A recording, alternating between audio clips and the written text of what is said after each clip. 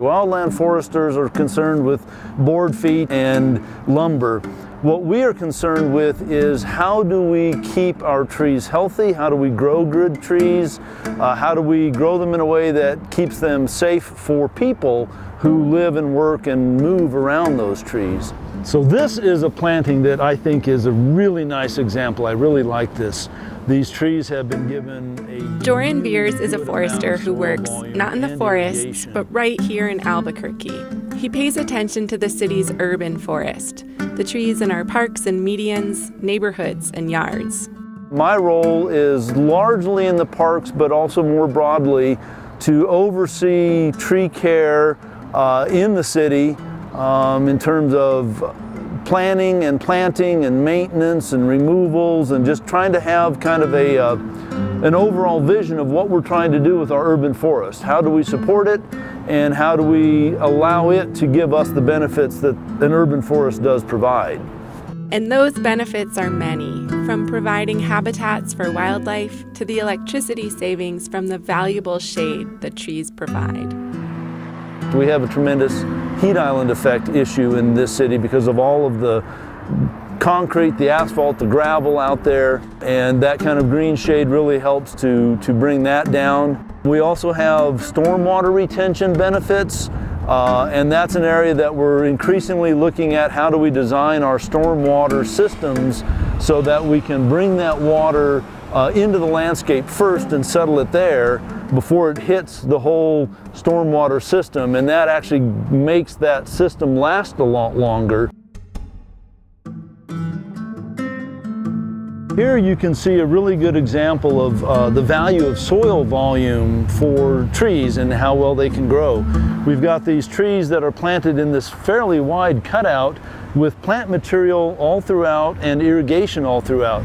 These sycamores were planted less than 4 years ago, and they have just shot up out of the ground. And in large part that's due to the fact that they have uncompacted irrigated soil, sufficient volume of that to really allow for good growth. So we can look and see they are holding lots of leaves, nice thick canopy, not a lot of blue sky that you can see through it, not a lot of dead branch tips in the canopy, and that tells us that these are trees growing really well. What we see on the other side of the street is the same species planted at the same time, going in at the same size, and the average size of those trees is much smaller than the average size of these trees. They're doing okay, but what's limiting them is they're in a very narrow cutout, and there isn't a whole lot of extra irrigation going in there to support additional plant material. So they're already beginning to feel the effect of that limited soil volume. So the right kind of soil and irrigation are key, but Veer says that costs money, which leads to another planning decision, one of quality over quantity.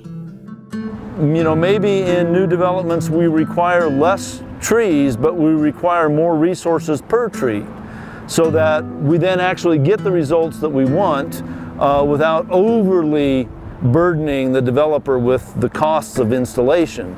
I would rather have, 2 or 3 really nice trees than 10 that have to be pulled out every 5 years because they're dead again.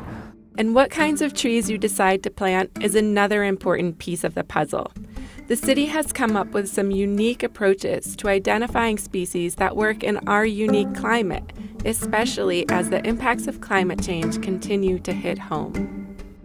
We have a little nursery that the city runs, and my vision for that nursery is to use it as kind of a testing ground. Let's bring in stuff that isn't currently available in the market locally, but appears like it would do well. Grow it up in the nursery to a size where we can put it out into parks and other landscapes and then see how it does. Because in the end, Veer says, the vitality of a city can be measured in part by the health of its trees and plant life. There's good research from the social sciences about how much the exposure to nature provides emotional and social benefits. In a residential environment, you find lower levels of stress, you find more community engagement, and so there's just a whole host of different kinds of benefits that the urban forest can help us with. For New Mexico in Focus and Our Land, I'm Laura Paskus.